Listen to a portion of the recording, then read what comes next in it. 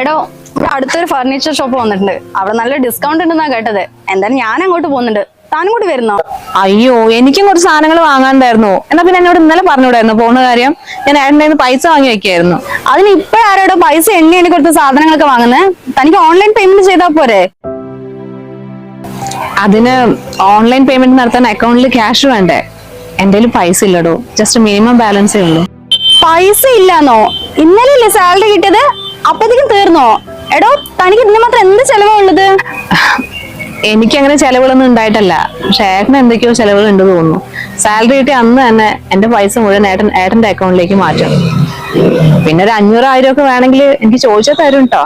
അയ്യേ, നിന്റെ ഭർത്താവ് ഇത്രയും കണ്ണിച്ചോറിയില്ലാത്തവനാ? നീ കഷ്ടപ്പെട്ട് പണിയെടുത്ത് കിട്ടുന്ന ശമ്പളം മൊത്തം മൂപ്പർ അന്ന് തന്നെ വാങ്ങിച്ചെടുക്ക അല്ലേ? നല്ല ആളെന്നെ. ഇത്രയും നല്ല ജോലി വെച്ചിട്ട് ഓരോ ആവശ്യങ്ങൾക്ക് മൂപ്പന്റെ മുന്നിൽ കൈ നീട്ടുക. എടോ, നീ വിചാരിക്കുന്ന പോലെ ഒന്നല്ല. ചോദിച്ചിട്ടുണ്ടെങ്കിൽ ഇപ്പൊ തന്നെ പൈസ അയച്ചു തരും. നിക്ക്, ഞാൻ ഒന്ന് വിളിച്ചു നോക്കട്ടെ. ഹലോ ഹലോ ഹലോ ഏട്ടാ, ഒരു 2000 രൂപ അയച്ചു തരുമോ? ഹലോ, കട്ടായിന്നാ തോന്നുന്നേ. ഒന്നുകൂടി വിളിച്ചു നോക്കട്ടെ.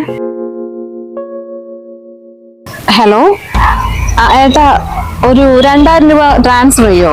എനിക്കൊരു സാധനം വാങ്ങാനുണ്ടായിരുന്നു. ഹലോ ഹലോ, കട്ടായിന്നാ തോന്നുന്നേ.